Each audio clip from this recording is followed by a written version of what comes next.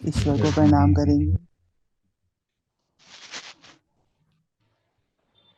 और अपने आप को वाइब्रेशन देंगे। आई एम रिलैक्स,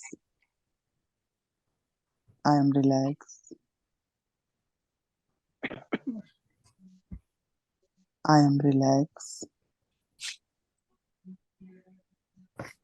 मैं स्वस्थ हूँ, मैं स्वस्थ हूँ, मैं शांत हूँ, मैं शांत हूँ, मैं शांत हूँ, मैं आनंद में हूँ, मैं आनंद में हूँ। प्रकृति की कृपा जो निरंतर मेरे ऊपर बरस रही है, मैं उसे महसूस कर पा रही हूँ, कर पा रहा हूँ। लंबा गहरा श्वास लेंगे और लंबा गहरा श्वास बाहर छोड़ देंगे। लंबा गहरा श्वास लेंगे, लंबा गहरा श्वास बाहर छोड़ देंगे। एक और लंबा गहरा श्वास लेंगे और श्वास छोड़ते हुए मेरे स्वर में स्वर मिलाकर ओम अक्षर का उच्चारण करें। आ आ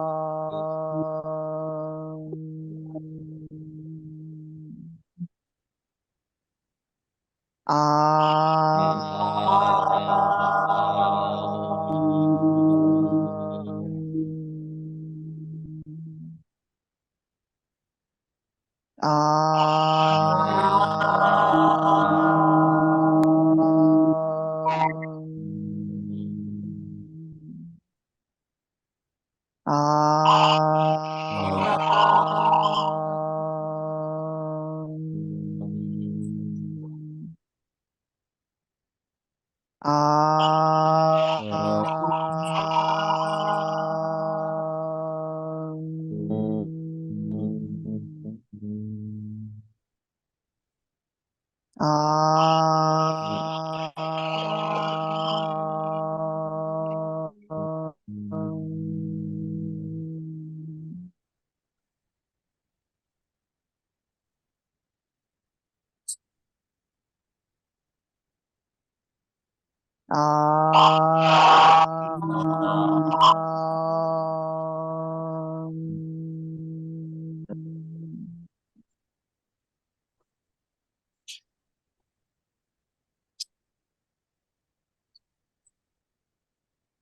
आ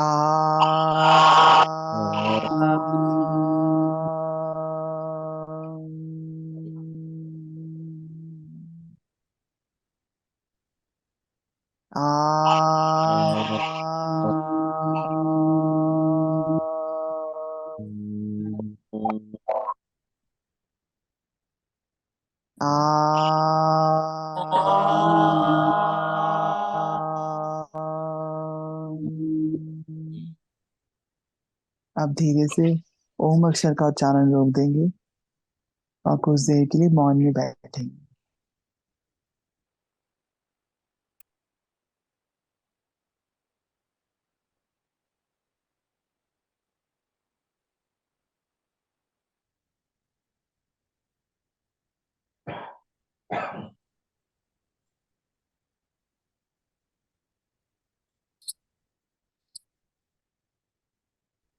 धीरे धीरे अपने हाथों की और पैरों की उंगलियों को हिलाएंगे और अपनी दोनों हथेलियों को उठाएंगे और आपस में घर्षण करेंगे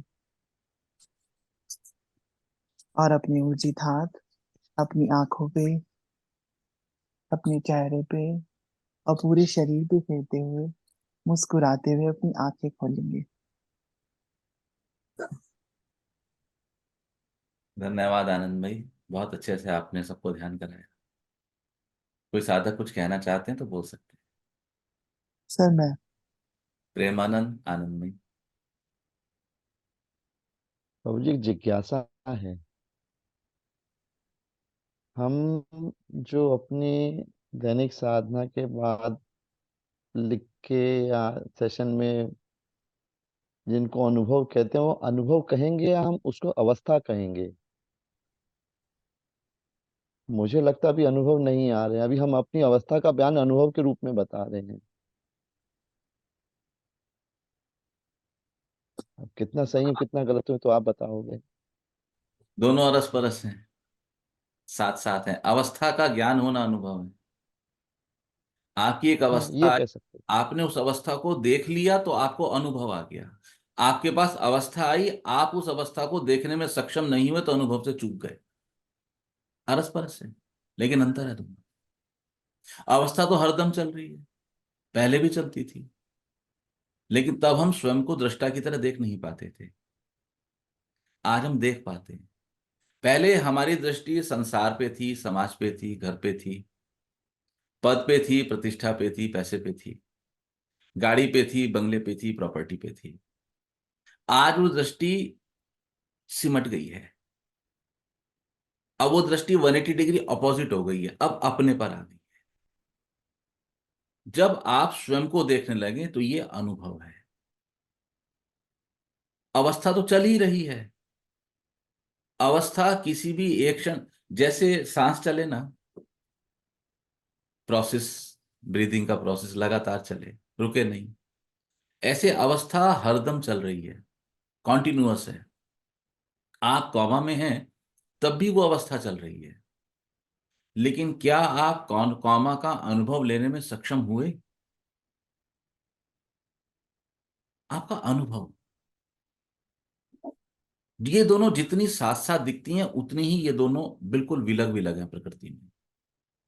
अवस्था आपकी किसी भी एफर्ट्स के बिना आ जाएगी, अनुभव आपको जागृति के बिना कभी नहीं आएगा।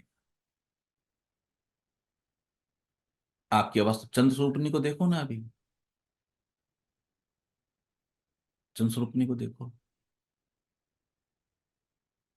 उसके साथ जो अवस्था घटी उसने उसको स्वीकार नहीं किया। मैंने उसको बोला आप स्वीकार करो, एक्सेप्ट करो। वो स्वीकार करने के लिए रेडी नहीं है। अब ये उसकी अवस्था है। अगर वो अपनी इस अवस्था को जाके देख रही है कि मेरा ये क्रम दूर जाने का क्रम है, मेरा ये क्रम विश्वास टूटने का क्रम है, मैं अस्वीकार की अवस्था में हूं, तो वो ध्यान में है। लेकिन बिना अनुमति के या बिना खबर के छुट्टी जाना इस बात का क्लियर इंडिकेशन है कि वो अनुभव नहीं ले रही है इस समय। अंतर है दोनों में। इसलिए मैं कहता हूं कि जब भी अवस्था आपके जीवन में आए तो उसका उपयोग कर लो, उसको उपयोग करके उसको अनुभव में कन्वर्ट कर लो। अवस्थाएं आएंगी जाएंगी, वो हरदम लगी हुई हैं, एक के बाद एक अवस्था रेलगाड़ी के डब्बों की तरह पीछे पीछे पीछे पीछे पीछे पीछे चलती चली आ रही है, चलती चली आएगी, चाहे श्वास रहे चाहे श्वास ना रहे। अवस्थाएं हमेशा बनी रहेंगी। लेकिन जो नहीं बना रहेगा, जिसको जगाना है, वो है अनुभव। तो मृत्यु एक अवस्था हुई, लेकिन क्या मैं सूक्ष्म शरीर के रूप में मृत्यु के समय भी जागृत हूं? ये मृत्यु का अनुभव हुआ। मुझे अनुभव में आई मृत्यु क्या होती है। दोनों बिल्कुल अलग हैं प्रेम। आपको जगाने के लिए, यानी कि हम स्वयं को जगाने के लिए जो एक्टिविटी करते हैं, उसका नाम है ध्यान या साधना। सही वर्ड है ध्यान। हम ध्यान करते हैं, किस पे करते हैं? स्वयं पे करते हैं। स्वयं को पकड़ने के लिए सूत्र पकड़ते हैं सांसों का। क्यों पकड़ते हैं? क्योंकि शिव ने बताया शिवा को कि यही मार्ग है। और ध्यान के दौरान हम जो स्वयं के साथ करते हैं, हम स्वयं को साध रहे हैं। इसलिए शब्द साधना का आविर्भाव। अपने को साध रहे हैं। तो हो सकता है किसी अवस्था में स्वयं को साध लें, किसी अवस्था में स्वयं को ना साध पाए। लेकिन वो अवस्था जीवन की जो हमारे मन के अनुकूल नहीं है, उसमें हिल जाना, ये इस चीज को इंगित करता है कि अभी हम कच्चे हैं, दूध के दांत अभी टूटे नहीं हैं। रात को बात हो गई कि सुबह में राज तिलक हो जाएगा। अभी शाम को सनसेट से पहले फाइनल हो चुका है कि सुबह राज तिलक हो जाएगा। और पूरे नगर में बधाइयां बजने लगी, लोग खुश थे। उसके रिलेटिव जो शास्त्रोक्त धार्मिक विधियां हैं वो होने लगी। और रात होते होते सारा माजरा बदल गया। मां कैकेयी ने राजा दशरथ को बुलाया और कहा, भी ऐसी ऐसी अवस्था है मेरे मन की, तो मेरे मन की अवस्था बदल गई है और आप मेरा सहयोग करें। उसका कारण ही है कि आप अपने वचनों से बंधे हुए हैं। तो राजा दशरथ अब मजबूर थे, अब उनकी अवस्था बदल गई। माता कैकेयी को भाव ये कि मुझे मंत्रा ने जागृत किया। राजा दशरथ को भाव ये कि मुझे उनकी धर्मपत्नी माता कैकेयी ने धोखा दिया। वो कहते हैं राजा दशरथ ने उनको उस समय बद्दुआएं दी। भगवान को बुलाया गया। भगवान से पहले सुमंत्र को बुलाया गया। सुमंत्र जी ने सारा माजरा देख लिया। अब वो स्थिर है, भगवान को बुला कर लाए। वहां पर राजा दशरथ इस अवस्था में नहीं थे कि वो भगवान को कम्युनिकेट कर सकें। तो जितना कुछ एपिसोड हुआ था, माता कैकेयी ने वो उनको एज इट इज बता दिया। अभी कुछ समय पहले फाइनल हुआ था कि भगवान को कल राज तिलक हो जाएगा, और अब उसके बिल्कुल विपरीत हो रहा है। अब राज तिलक ही कैंसिलेशन नहीं हुआ है, उनका पूरा पूरा का पूरा उनका जो भी राज अवस्था है वो पूरी की पूरी डायलिसिस पे जाने वाली है। क्योंकि उनको माने मांगा था, तापस बेश विशेष उदासी, 14 वर्ष राम बनवासी। वेश तपस्वियों का हो, विशेष उदासी, उदासीन मत से चलेंगे। भी उदासीन मत क्या आ गया बीच में। अब यहां पर आपको माता कैकेयी के चरित्र का अनुमान लगना चाहिए। ये एक ऐसा वरदान है जो आज तक किसी ने नहीं माना। मैं मानता हूं कि यहां पर इस समय माता कैकेयी भगवान के गुरु रूप में आई है। ये मेरी मान्यता है, ऐसे मैंने शास्त्र में नहीं पढ़ा। तो आप लोगों को इस मान्यता के असहमत होने का पूरा अधिकार है। उन्होंने कहा कि ये साधना के पथ पर बढ़ता हुआ महान जीव है, इसको उदासीनता का पाठ पढ़ाना है, अर्थात जो ना पॉजिटिव में है, जो ना नेगेटिव में है, जो ना प्लस में है, जो ना माइनस में है, जो ना इस तरफ है, जो ना उस तरफ है, कहाँ है, मध्य में है। उदासीन हो जाओ हर चीज से, मध्य में आ जाओ। हर स्थिति में आपको मध्य में रहना होगा, पक्षपात नहीं करना होगा। संभाव, आप संभाव में चले। संभाव का एक दूसरा अर्थ है स्वीकार। आप स्वीकार में चले आओ। विशेष उदासी। और उनको लगा होगा कि 14 बरस में इनकी साधना परफेक्ट हो जाएगी। तो इसकी परीक्षा हुई भगवान की आगे चल के, इसकी परीक्षा हुई। और जब बिल्कुल व्यक्तिगत बात भगवान के ऊपर आ गई कि मैं झूठे बेर खाऊं या ना खाऊं, तो विशेष उदासी ने वहां अपना काम किया। उन्होंने कहा मेरे लिए तो झूठ और सच कुछ है ही नहीं। जी। ये भगवान के लिए था, ये लक्ष्मण जी के लिए नहीं था। तो लक्ष्मण जी को अधिकार था उसको त्याग दें, भगवान को अधिकार नहीं था उसको त्याग दें। भगवान को अधिकार नहीं था, क्योंकि यदि बेर झूठा है तो बेर सूचा भी है, और जब झूठा और सूचा दो शब्द आएंगे तो वहां द्वैत बनेगा। उदासीनता की अवस्था को झटका लगने वाला है। और वादा तो किया था विशेष उदासी, उदासीनता से चलना। और जब भगवान ने सुना, उन्होंने कहा अच्छा बस इतनी सी बात है, बस इतना सा ही कारण है मेरे पिता की पीड़ा का। उन्होंने कहा ठीक है, मैं तो अभी तैयार हूं जाने के लिए। और अब भगवान वहां से, अब ये रात बाकी है, अभी निकले नहीं है, अभी वहां से तुरंत भगवान ने निर्णय किया और वो अपनी माँ कौशल्या के पास है। माता ने उनको बोला कि तुम कुछ बैठो, मिठाई खा लो, कल तुम्हारा राज तिलक होने वाला है। तो भगवान ने उनको कहा पिता दीन मुई कानन राजू, जेहि सब भांत मोर बड़ काजू। पिता ने मुझे जंगल का सम्राट बनाया है, जहां हर प्रकार से मेरे बहुत सारे काम हैं। आप देखिए भगवान के मन से द्वैत कितना समाप्त हो गया है।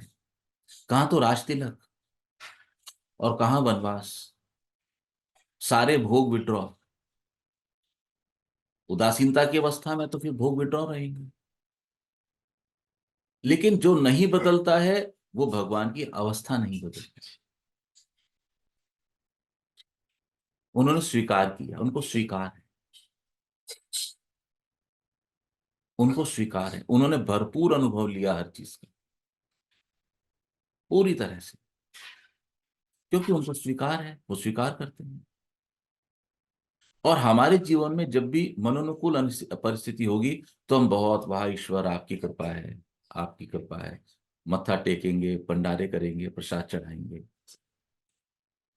और जब वो अवस्था आएगी जो मनोनुकूल नहीं होगी, तो हम शिकायत करने से भी नहीं चूकते। तो हम बिल्कुल एक सीसॉ बन गए हैं, कभी अप कभी डाउन, कभी अप कभी डाउन। तो पूरे के पूरे सीसॉ में सिर्फ एक बिंदु है जो अपनी अवस्था नहीं बदलता है, वो है सीसा का सेंटर पॉइंट, केंद्र बिंदु, पीवट जिसको बोलते हैं, वो स्थिर है। और सीसा के फट्टों पे आप जितना जितना जितना जितना अपने केंद्र से दूर होंगे, आपकी मूवमेंट, आपका हिलना, आपकी आवृत्ति उतनी ज्यादा एक्सपेंडेड होगी, उतनी लाउड होगी।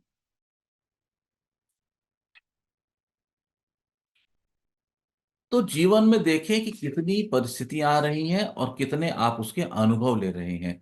आती जाती परिस्थिति और का अनुभव के साथ जो प्रोपोर्शनेट का संबंध है वो आपको आपकी आध्यात्मिक अवस्था का ज्ञान कराएगी।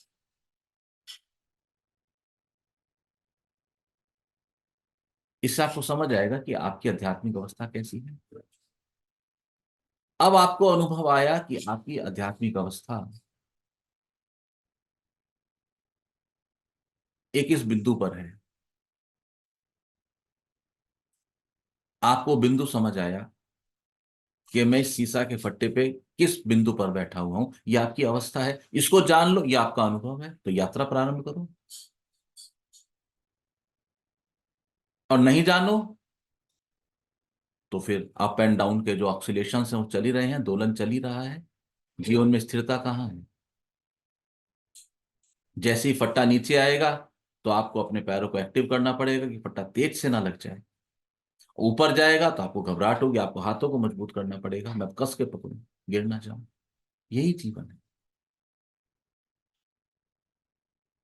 यह सबसे ज्यादा आवश्यक है अपनी अवस्था को स्वीकार करना। स्वतंत्र गुप्ता जी मुझे कल कहें कि मुझे ऐसा ऐसा अनुभव हुआ जगन्नाथ जी का, और ये पोशाक तक देखें, तो मैं इनसे प्रश्न करता हूं पलट के कि कल जगन्नाथ जी ने किस रंग के वस्त्र पहने थे?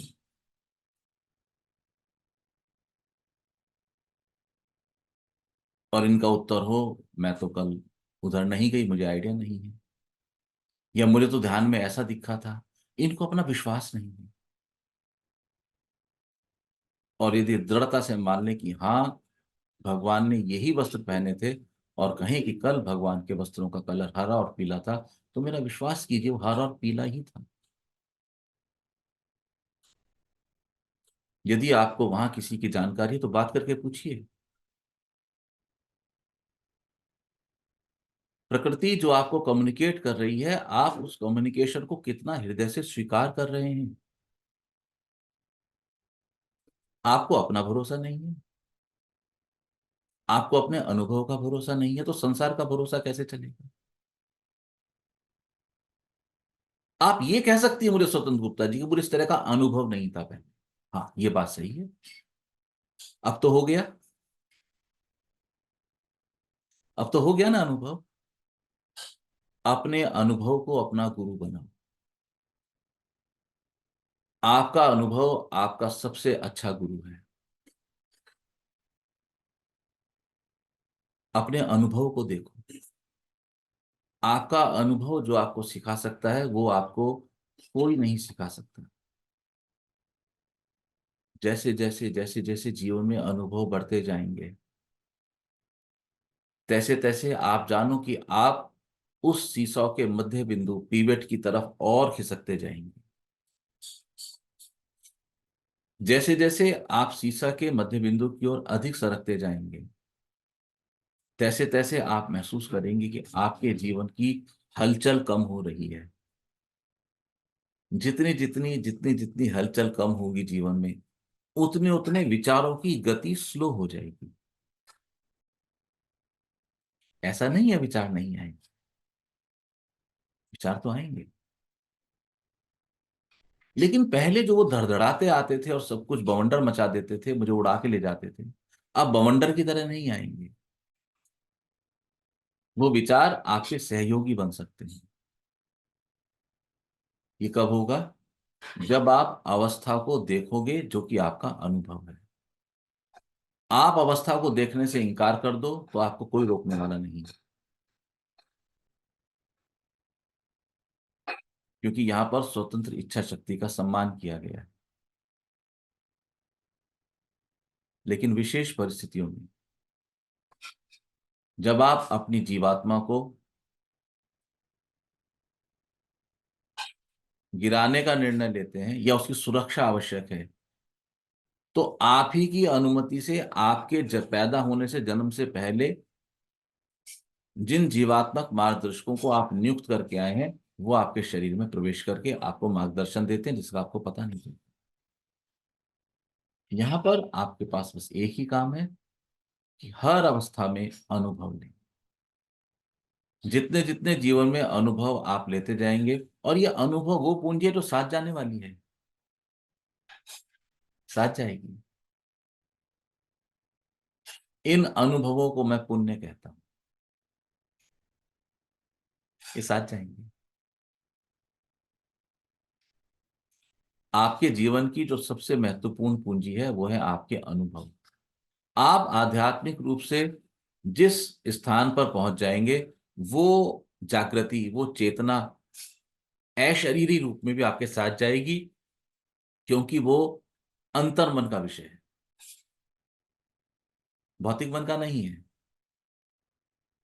अंतर्मन का विषय।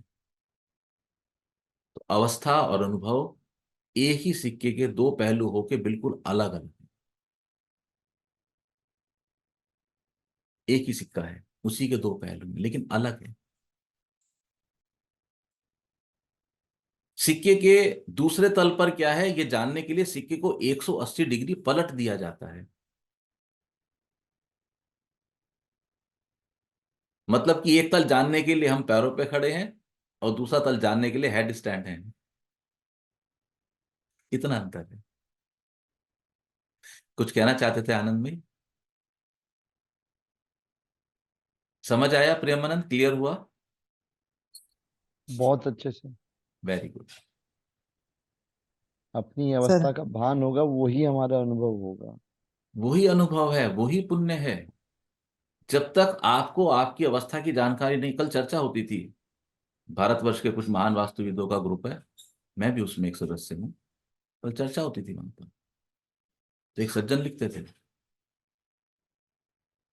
मैं उनको नहीं जानता, मैं जनरली कम रिएक्ट करता हूँ। वो लिखते थे कि शास्त्र ऐसे कहता है, शास्त्र ऐसे कहता है, फिर रिजल्ट्स क्यों नहीं आते?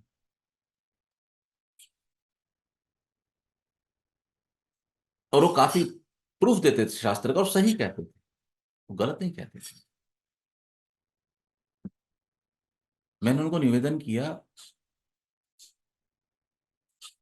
कि शास्त्र का अनुभव जब तक आप नहीं लोगे तब तक पूरे रिजल्ट नहीं आएंगे। तो क्योंकि नामचीन व्यक्ति हैं, उनको लगा होगा कि यार ये कौन व्यक्ति है।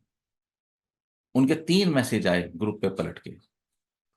उन्होंने पहले मैसेज में मेरे को आशीष कह के संबोधित किया। मैं समझ गया, मैं इनकी गलती से मैंने इनकी ईगो हर्ट कर दी है।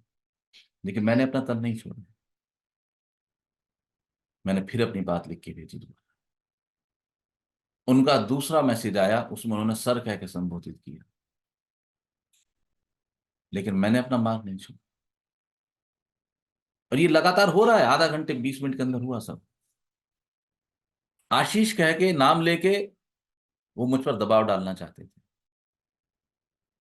तो मैंने फिर उनकी डीपी खोल के देखी, मुझे लगा आयु मुझसे बड़े हैं तो उनको अधिकार है, कोई बात नहीं, लेकिन अहंकार के तल से नाम क्यों लेंगे। दूसरा मैसेज उन्होंने सर कह के संबोधित, लेकिन मैंने अपना बिंदु नहीं छोड़ा, मैंने अपने बिंदु को फिर एक्सप्लेन किया। उनका जवाब आया कि आप मेरे लिए गुरु तुल्य हैं। अभी मैं वही हूं, वो बदल रही हूं, उनकी अवस्था बदल रही है, मेरी अवस्था नहीं बदलती।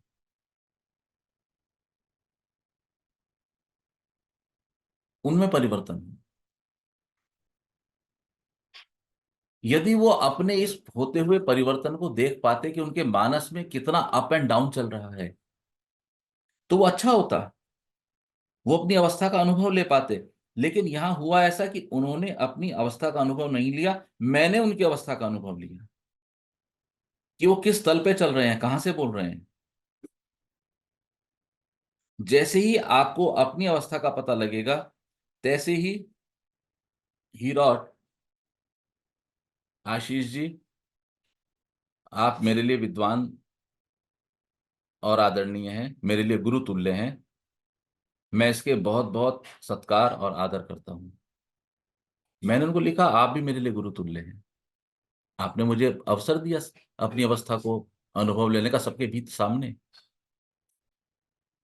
आपसे मैं सदैव कुछ ना कुछ सीखता ही रहता हूं। आप सब मुझे अपनी बात कहने का अवसर देते हैं, इसके लिए मैं आप सबका बहुत बहुत आभारी हूं। आप मेरे प्रणाम स्वीकार करें। अनुभव, जब आप अनुभव के तल से संसार को एड्रेस करना शुरू करेंगे तो आप रिएक्ट नहीं करते हैं, आप एक्ट करते हैं। एक्ट का हिंदी में एक मतलब नाटक भी होता है। तो जो लोग आपको कहने के लिए आए कि ये संसार एक रंगभूमि है, रंगमंच है, नाटक की तरह, लो उसको पूछो क्या आप ले पाए नाटक की तरह? क्या संस्वरूपनी ले पाई नाटक की तरह? नहीं ले पाए। तो क्या ये सही है? सही गलत का प्रश्न ही नहीं है, ये अवस्था है और अवस्था का अनुभव। जब आप अवस्था के अनुभव पे आएंगे तो आप पाएंगे कि धीरे धीरे आपका द्वैत समाप्त होने लगा है, तेर मेर खत्म हो गई है। मैं और मेरे वाले, तू और तेरे वाले, ये सबसे बड़ा रोग है। और अगर इस रोग से मुक्ति हो जाए तो संसार में कोई कष्ट ना बचे, क्योंकि मैं भी संसार का एक पूर्ण पार्ट हूं। तो यदि मैं और मेरे वाले, तू और तेरे वाले का रोग मेरे भीतर से समाप्त हो जाए तो मेरे संसार में कोई कष्ट नहीं बचे। मेरा संसार तो उससे फ्री हुआ ना, मैं तो मुक्त हुआ उससे। मैं अपना तो देख लूं पहले एक बार, मेरे अनुभव, यही सार है आनंद में। सर सबको साधना कराते हुए ना बहुत अच्छा लगता है, शांति मिलती है बहुत। अभी जब 15 दिन पहले भी मैंने करा था, तो एक तो मन ही नहीं करता कि साधना को रोक के, बहुत शांति महसूस होती है।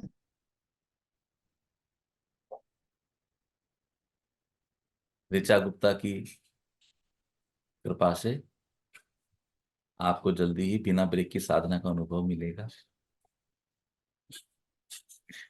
ठीक है, वहां ब्रेक नहीं होंगे, वहां सिर्फ हम हैं। Formula 1 रेसिंग कार रहेगी जिसमें ब्रेक नहीं होते हैं, समय का बंधन नहीं रहेगा। लेकिन इस लोक, पृथ्वी लोक में, मैं हमेशा कहता हूं, इसके अब इस लोक का जो सबसे इंपॉर्टेंट डायमेंशन है वो है काल, समय, टाइम। इस लोक में रहते हुए हमें काल, समय, टाइम के एंगल का सम्मान करना सीखना होगा। संसार के जितने महत्वपूर्ण, अच्छे या बुरे कुछ भी हुए, मतलब अच्छे वो जिनसे समाज का कल्याण हुआ, बुरे वो जिनसे समाज का कल्याण नहीं हुआ, हर वो का उन्हें टाइमिंग इंपॉर्टेंट थी। जीव जीवन जीता हुआ इस टाइमिंग का बड़ा ख्याल रखता है, लेकिन वो संसार के रेस्पेक्ट में टाइमिंग का ख्याल रखता है, अपने रेस्पेक्ट में नहीं रखता। आपको अपने रेस्पेक्ट में टाइमिंग का ख्याल रखना है।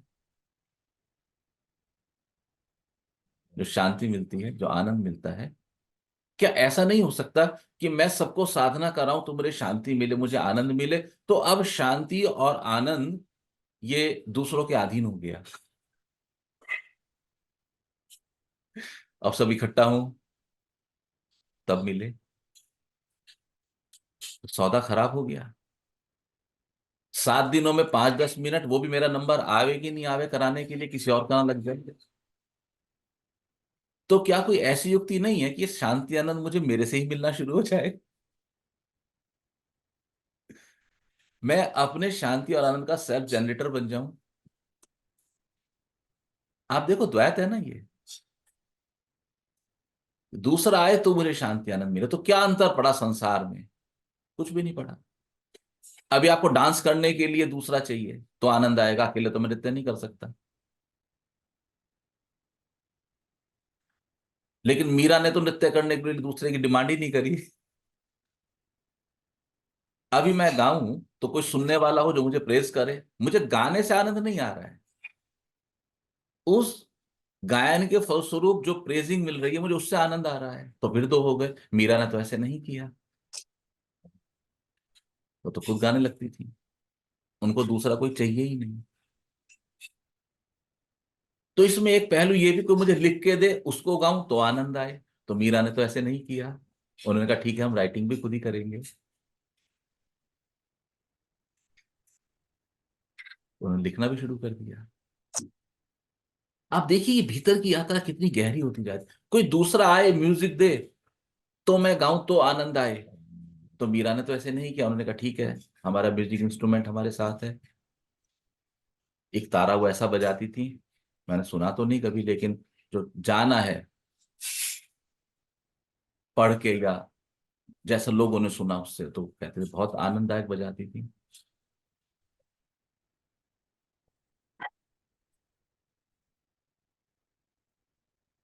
तो कुछ ऐसी क्रिया हो कि ये आनंद मेरे भीतर से बहना शुरू हो जाए, जिसमें मुझे किसी दूसरे की आवश्यकता ना रहे।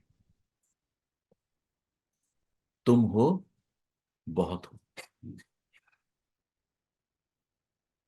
हम दूसरे के अस्तित्व को नकार नहीं रहे हैं, हम सामने वाले को नेगेट नहीं कर रहे हैं, उससे पहले हम स्वयं को स्वीकारने की प्रक्रिया में। क्या मैं अपने को स्वीकार पाया? अभी परसों होली का कार्यक्रम था, अग्रवाल सभा द्वारका का, तो वहां पर बहुत अच्छे कलाकार आए हुए थे, उनके बड़े अच्छे प्रोग्राम चल रहे थे। तो उन्होंने कहा भाई एक गीत जो है वो भाई साहब का भी होगा। मैंने कहा मैं तो गा दूंगा, लेकिन क्या है कि अच्छे कलाकारों के बीच में लोकल कलाकार जरा कम जचते हैं। मकबल पे टाट का पैबंद लगाना है तो वो बुला लो, आ जाएंगे। तो मगर नहीं, आपको गाना है। मैंने गाया, लोगों को अच्छा लगा। लेकिन मैं जानता हूं कि मैंने उस गायन को कितना एंजॉय किया। किसने आके मुझे बाद में कहा अच्छा है नहीं है, अच्छा है, समाज है, होना चाहिए, उससे मुझे ज्यादा फर्क नहीं पड़ता। मुझे फर्क पड़ता है कि क्या इस गायन के समय मैं अपने आप को आनंद दे पाया। और जब मैं अपने आप को आनंद दे पाता हूँ गायन के समय, तो फिर मुझे सामने वाले की जरूरत नहीं है। तो आप जानते हैं मैं अकेले में खूब गा लेता हूँ, अक्सर गाता हूँ। तो अपने आनंद के तुम खुद ही जनरेटर बन जाओ। इस शांति के लिए इतनी वेट करने की रिक्वायरमेंट नहीं है। अब मुश्किल से तुमने 2 4 10 लोग इकट्ठे कर लिए जो तुम्हारे अनुकूल साधना करते हैं, और तुम अब आनंद कर रहे हो। अब उन लोगों ने कहा अच्छा भाई थैंक यू, हम तो चले वापस। अब क्या करोगे? अब तुम डिप्रेशन में जाओगे। मैंने सारी उम्र लगा के 10 लोग इकट्ठे किए थे, अब वो सब चले गए थैंक यू बोल के। अब मैं शांति कहाँ से लाऊं ईश्वर? कैसे करोगे? पूरा का पूरा परिदृश्य देखने की चेष्टा करो, फुल कैनवास, हिस्से नहीं कैनवास के, पूरा कैनवास देखो। तो वो बीज तुम्हारे भीतर पड़ा हुआ है जो तुम्हें अनंत शांति और आनंद देने में सक्षम है। उस बीज को खाद पानी दो, उस बीज को बढ़ने दो। वो बीज एक वट वृक्ष बन जाएगा धीरे धीरे।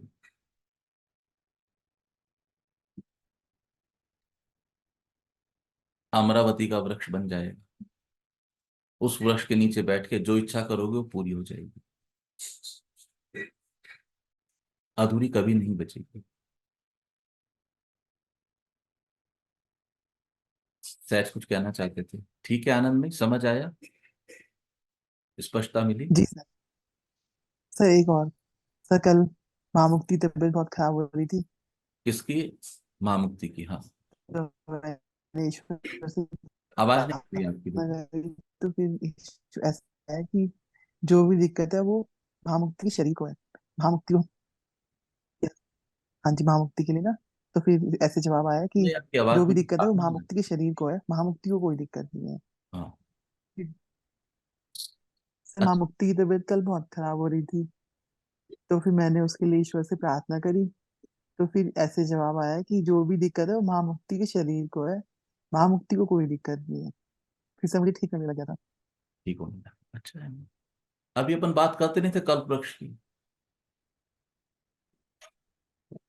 ये कल्प वृक्ष अमरावती में पहुंचा दो, अमरावती को थर्ड डायमेंशन पृथ्वीलोक से दूर कर दो, उसको किताबों में लिख दो, किताबों को बंद कर दो, बंद किताब को लाल कपड़े में सजा दो, उसको अनटचेबल बना के उसके आगे दीप जला दो। ये क्या व्यवस्था है? ये तो कोई व्यवस्था नहीं है। जब तक शास्त्र अनुभव बन के जीवन में आपके नहीं उतरेगा, आपके लिए वो शास्त्र मृत है।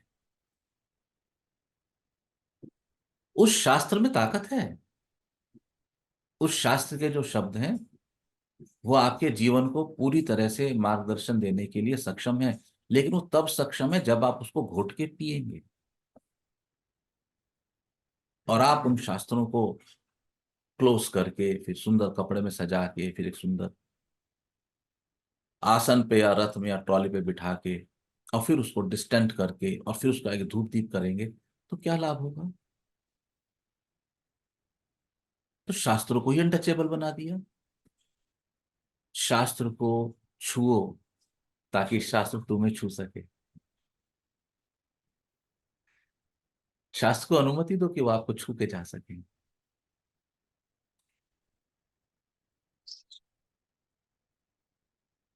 मैं कहता हूं कल्प वृक्ष के नीचे हो तो हो, अगर तुम्हें ये अवस्था का भान हो जाए तो आनंद में ही कहेगी कि मैंने ऐसे भावना हुई या ऐसे मुझे वाइब्रेशन आई, उसको आराम आया। अगर तुम्हें अपना विश्वास है तो स्वतंत्र जी मुझे भी कहेंगी कि सर, कल का जो श्रृंगार था जगन्नाथपुरी में वो भगवान के इन्हीं वस्त्रों का था।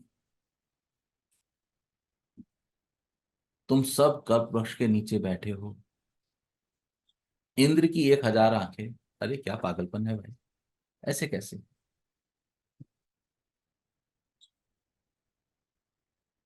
तुम सबकी आंखें, हम सबकी आंखें इंद्र की आंखें हैं। हम सबकी आंखें उसके भीतर परिलक्षित होती हैं। इंद्र वो सत्ताधारी शासक है जो ईश्वर का परम प्रिय है। आपने महसूस किया ना शास्त्र क्या कहते हैं? भगवान इंद्र के लिए लड़ने आते हैं। इंद्र को देखो ओके, अभी मौसम खराब है, आप साइड हटो, आई टेक केयर। फिर वो सब नेगेटिविटी या डेमन को खत्म करके फिर इंद्र को सत्ता देके थे, नाउ यू टेक केयर।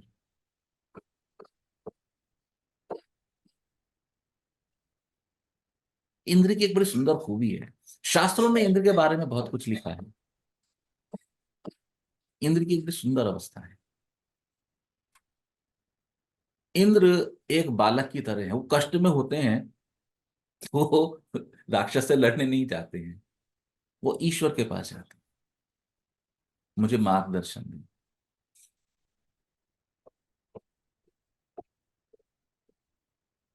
सामान्यतः इंद्र को अहंकारी कहा गया है। अहंकारी व्यक्ति प्रार्थना नहीं करते हैं, वो कहता है आई will do, I will manage.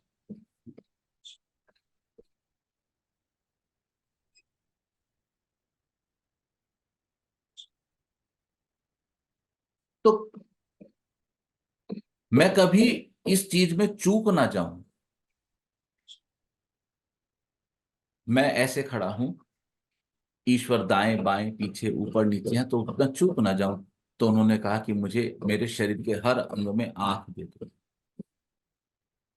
प्रभु आप जिस भी कोने में होंगे मेरी दृष्टि से ओझल नहीं होने चाहिए। इंद्र है, ऐसा वरदान किसी ने नहीं मांगा, यद्यपि ये श्राप था कथा के अनुसार, लेकिन श्राप वरदान बना।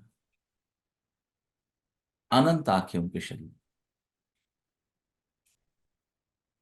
शरीर के हर अंग में आंख। कल चर्चा करते थे ना हम, मेडिकल साइंस ने माना कि हर बॉडी पार्ट के पास एक माइंड है, एक मेमोरी है, लेकिन इंद्र से हमने जाना कि हर बॉडी पार्ट के पास एक आंख रूपी जागृति है। इंद्र कौन? जिसने अपने शरीर के अंग अंग को, सेल सेल को जागृत कर लिया, इंद्र है। तो जिसका हर अंग जागृत होगा उसके आंगन में कल्प वृक्ष नहीं होगा। होगा ना? तो तुम्हारे पास भी कल्प वृक्ष है। अपनी शक्तियों को जगाइए, जागृति में जी। ठीक है आनंद में, क्लियर हुआ? जी सर, महामुक्ति को तो थोड़ी देर में आराम हुआ था, पर ऐसी वाइब्रेशन आई थी कि महामुक्ति के शरीर को कोई कष्ट नहीं है, तो मुझे ठीक लगने लग गया था। तुम किसी के लिए बद्दुआ करो तो उसका बीज भी तुम्हारे हृदय से फूटता है। तुम किसी के लिए दुआ करो तो उसका बीज भी तुम्हारे हृदय से फूटता है। बाद वाला तो बाद में लाभान्वित होगा, कब होगा कह नहीं सकते, हम तुरंत होंगे। इसलिए प्रेम की स्थापना की गई है, क्योंकि प्रेम का बीज हृदय से फूटता है। ठीक है सहज? जी गुरु जी, अभी परसों की बात है। अब मेरा एक इवेंट था और मुझे किसी भी वजह से गुस्सा आ गया। मैंने कहा अब मैं कुछ नहीं करूंगी, बहुत हो गया। I am sick and tired, मतलब यही भाव थे मेरे। और थोड़ी देर के बाद मुझे लगा मैं क्यों नहीं करूंगी, it gives me happiness, I will do it. And वो इवेंट में इतनी सारी अड़चने आई, but it was a big success. मतलब आप एक छोटी सी चीज देखिए, गैस का सिलेंडर खत्म हो गया बीच इवेंट पे, जबकि हमेशा हम लोग नया सिलेंडर लेकर जाते हैं।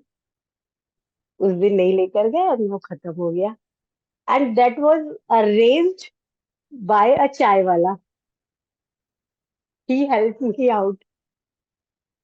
तो मैं यही सोच रही थी कि ठीक है, किसी पॉइंट पर किसी वजह से आपको लगता है कि ये चीज अब आपका बस बहुत हो गया, नहीं कर सकते।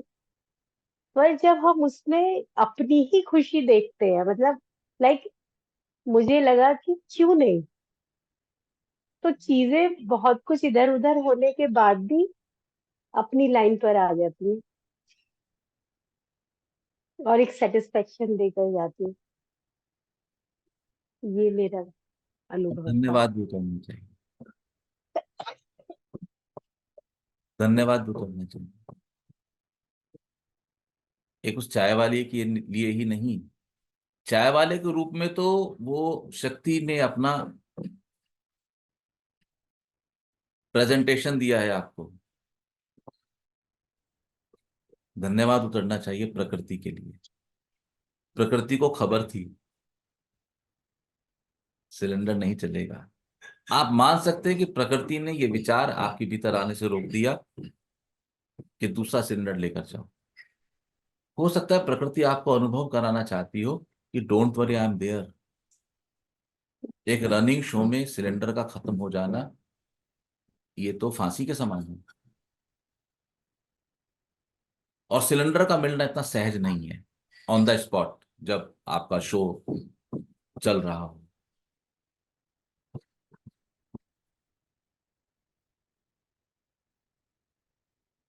एक मूवी देखी थी मैंने, नार्निया, पुरानी बात है, बच्चों की मूवी थी, मैंने 2 बार बिग स्क्रीन पर देखी। उसमें जो कम्युनिकेशन प्रोसेस था वो ऐसे ही हवा और पेड़ों के थ्रू था।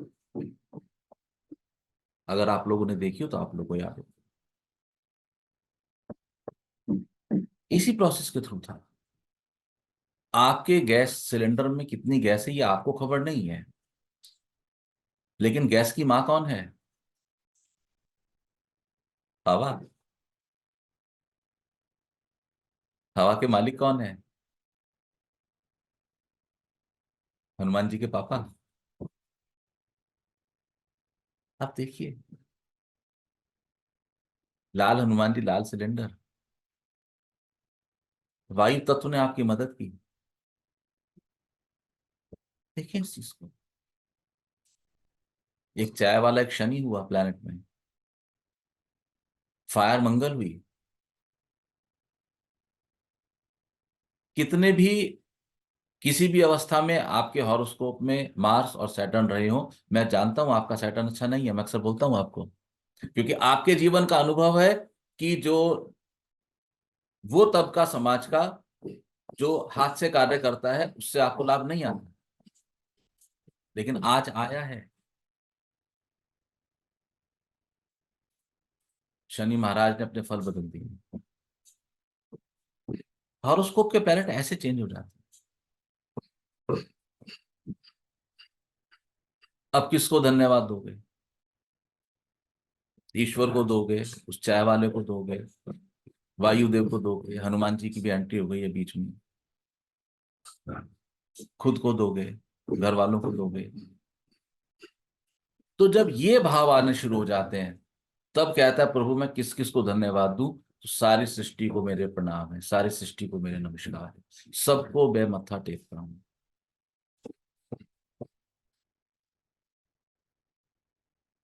मैं सारी सृष्टि को गुरु मान के उनको प्रणाम करता हूं। यहां से भाव स्टार्ट हो। किस किस को धन्यवाद देंगे? सबको। तो जब ऐसी कुछ घटना घटे तो कुछ अनुभव लेने की कोशिश करना। कुछ क्षणों के लिए तुम एक उदासीन बिंदु का अनुभव लेते। उदासीन कैसे कहा मैंने? क्योंकि अब आपने एक ईश्वर को, एक देवता को और एक चाय वाले को, सबको समान मान के समान प्रणाम किया। सिया राम में सब जग जान, करूं प्रणाम जोड़ू चुप। स्टार्टिंग में लिखा। मुझे तो सब में ही सीताराम दिखते हैं, तो अब मैं क्या करूं? तो मैं सभी को प्रणाम कर देता हूं, बात खत्म। उदासीनता की अवस्था है। आप देखो इस अनुभव को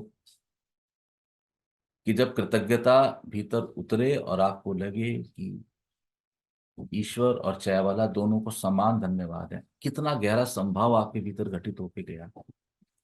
लेकिन जीव सबसे बड़ी गलती करता है कि वो इन अवस्थाओं में अपने को सेल्फ प्रेजिंग करता है। आई एम सो ग्रेट कि ईश्वर ने मेरी मदद की, आई एम स्पेशल, मैं सबसे अलग हूं। और ठीक वो बिंदु जहां पर मुझे कुछ क्षण के लिए उदासीनता का अनुभव आ सकता था, वो मेरे अहंकार पुष्टि का प्रस्थान बिंदु बन गया है। जागो तो ऐसा नहीं होगा। मेरे पास अवसर था आपकी इसमें प्रशंसा करने का, मैं कर सकता था, लेकिन वो सही नहीं था।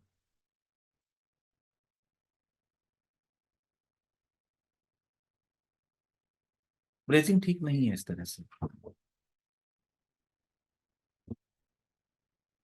हमें तो जो भी कुछ आएगा उस पर कैंची चला देनी है, खोल देना है, भीतर देख लेना है क्या है। तो अब आपके भीतर कृतज्ञता का भाव और अधिक फ्रिक्वेंसी पे जगना चाहिए। ये अनुभव आपके पास है। थैंक्स उतरने चाहिए। गुरु जी जब यही आप हुआ। भीतर थैंक्स उतरने शुरू होंगे, धन्यवाद उतरने शुरू होंगे, तब आप पाएंगे कि प्रकृति और सघनता से आपकी मदद करने लगी। और सघन, आप कहीं भोजन करने जाओ या आपके घर गेस्ट आए और आप पकवान बनाओ और वो यदि आपको कहें कि हाँ ठीक है कोई खास नहीं, आप भी कहोगे जी एक और ले लेते हैं। और आपको पकवान बहुत अच्छा बना है, देखो तुम्हारे पेट में दो की गुंजाइश है, 6 अंदर जाएंगे, हजम भी हो जाएंगे। धन्यवाद देने की कला सीखना। धन्यवाद बहुत जरूरी है। और तुम्हें पता भी नहीं चलेगा कि ये उतरता उतरता उतरता उतरता धन्यवाद कब प्रार्थना बन जाएगा। यहां से प्रार्थना का जन्म होगा। अब तक जो प्रार्थना करी वो बनावट रही, लेकिन आपत्ति नहीं, कुछ अच्छा तो करने की चेष्टा रही ना। धन्यवाद जरूर दें।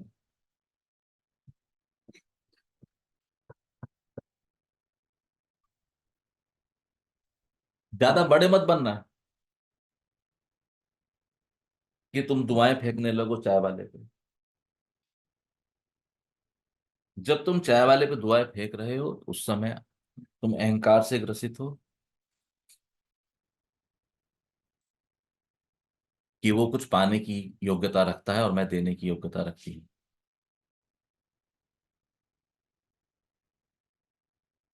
लेकिन धन्यवाद देना, धन्यवाद हमेशा कृतज्ञता होती है।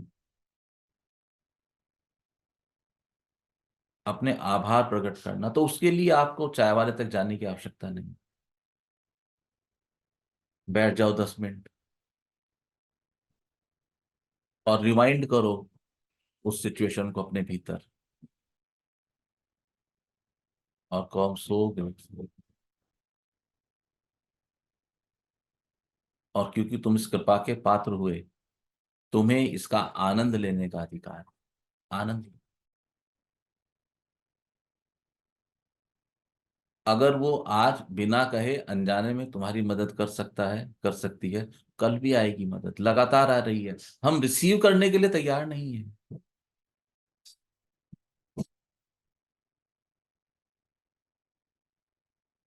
जीवन के छोटे छोटे अनुभव आपके जीवन को पूरी तरह से बदल देने में सक्षम है। बैठ जाओ और अनुभव लो। कुछ कहना चाहते थे? नहीं गुरु जी, यही था, क्योंकि बस घर आके वही था, मंदिर में बैठ के बाबा जी को और प्रकृति को धन्यवाद ही दिया मैंने कि ये सब कुछ जो हुआ आज का इवेंट, वो सब आपकी कृपा से हुआ। बिकॉज उन्होंने मतलब आपको हेल्पलेस option दी कि मत वाली। खाओ दूसरा सिलेंडर। अपने को दोष मत दो कि मैं दूसरा सिलेंडर क्यों नहीं लेके गई। ओपन हो जाओ।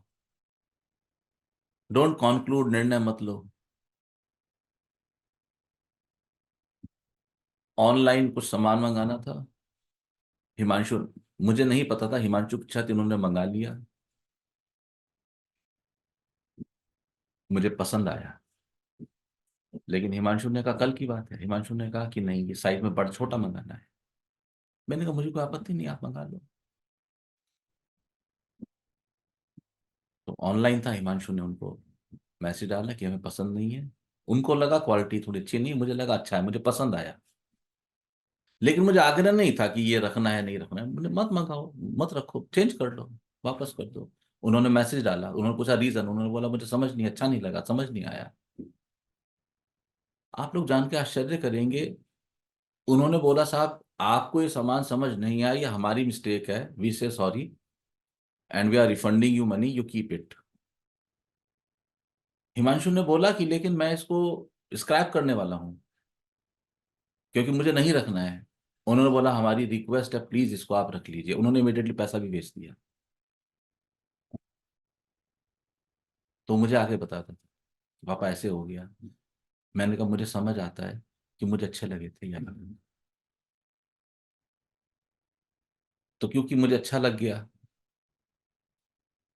प्रकृति ने नहीं चाहा, प्रकृति ने नहीं चाहा, क्योंकि प्रकृति पूरी तरह से हमारे लिए ही तो काम कर रही है। और जब आपको ये समझ आ जाता है कि आपकी एक एक इच्छा का ध्यान रखा जा रहा है, फिर डर कैसा रहा।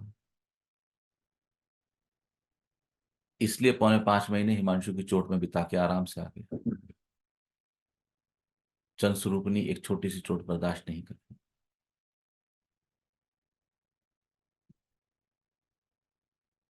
धन्यवाद। तो विश्वास रखो, हमारे हित में है, हमारे हित में। ठीक है, बहुत टाइम हो गया। और कोई कुछ कहना चाहते हैं? गुरुजी, सर आपने कल कहा था कि जो हमारा कार्यक्रम होगा 6 से 8 के लिए, तो आपको उस बारे में वार्तालाप करनी थी।